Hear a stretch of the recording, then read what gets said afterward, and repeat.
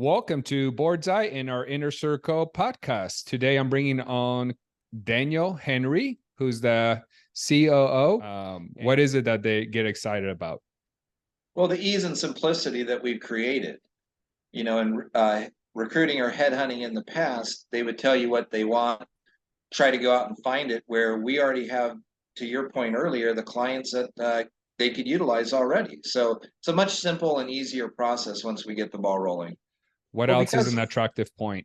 yeah, we have the curated network already. So going in and searching a very cookie cut approach based on the exact specifics that they're looking for, it's very easy for us to do that utilizing the tech that we've developed over the past 6 years, and then the recruiters that are doing a wonderful job once the tech does the work that it needs to be done. Their fear could be, I'm not ready to spend $250,000 to a headhunter. Where do we overcome and how do we overcome that fear? Well, our pricing is unmatched to anybody else in the recruiting industry, and we put our money where our mouth is. So they only pay us if we have what they're looking for. So it's a win-win situation on both sides. A hefty retainer to a headhunter, hoping that they're going to get what they are hoping for. Where we can go out, present the clients to them, and only if we have what they're looking for are we compensated. If that's not revolutionizing recruiting at this level, what is? I'm sure that just like me, what gets you up and going is hearing success stories. I know one of the big ones that I always talk about is helping company go public, but there's one that's very it happened 3 years ago or so. He came to us, but is that something that gets you going in the morning?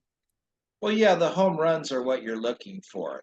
And knowing that each company that you speak with, that one individual can come in and really revolutionize what they're doing. And the company I think that you're alluding to, Ari from InstaSteam, is that correct? Absolutely. I mean, few years ago, we're talking with a company that was barely getting by on Amazon, maybe even thinking about shutting the doors with a tremendous product because they could not branch into the market that they needed to. We bring in a high powered executive in the markets that they needed to breach into. And years later, what was their value prop just a few months ago? 50 million? Is that what their value I believe it was 50 million. Yeah, I believe 50 million, and he's raising 10 million if I'm right. Yeah, so you go from a company that, like I said, limping by in the red, and now a valuation like that within a couple years by just bringing in the right individual. Well, we can do that every day to any company that needs somebody like we did with Ari. Well, the good thing is I did a podcast with Ari. Great. So following this right here, stay tuned, everybody. And don't hear it from us, but hear it from Ari and how he basically went from exactly what Daniel said, struggling, getting by, and to now raising money. And he's going to be growing quite a bit. He's got a lot of contracts heading his way. So, Ari, it's up to you. Tell us how it went. Hey, real quick. Thanks, Martin. I appreciate it. Thank you for having me here. Yeah, so we met back in 2020. That's when I met both you and Dan. We just came out of. I mean, it was still the beginning of COVID. Pretty much, it was still that first year. So we took. At least my company personally. I mean, everybody was, but we took a huge hit during COVID, especially because we were so concentrated in the travel industry.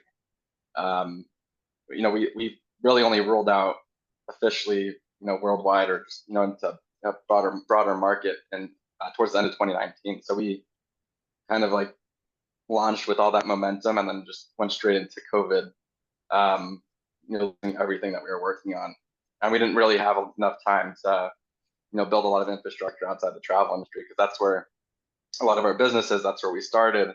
And we didn't have, the direct to consumer side and the other industries set up properly yet. And so once COVID hit, it really hurt us a lot. And our sales basically dropped to zero at some point. We lost all of our deals with hotels and cruise lines that we were working on.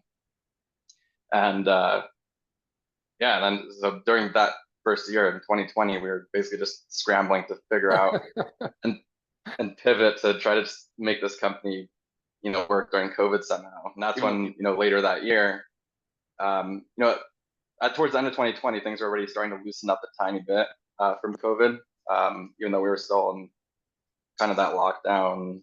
Things weren't really fully opened up yet.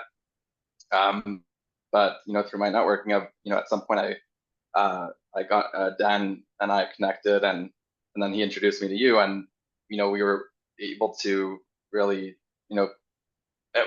that really kind of like sparked, the getting back into the travel industry for us, because a lot of the contacts that I previously had in the travel industry were gone because people either left companies, or companies were just a mess at that point. So I was really just building back up at that point, building back up contacts, and building back up the company. I had no board members at that point. I was like a one-man show during COVID because we lost everybody.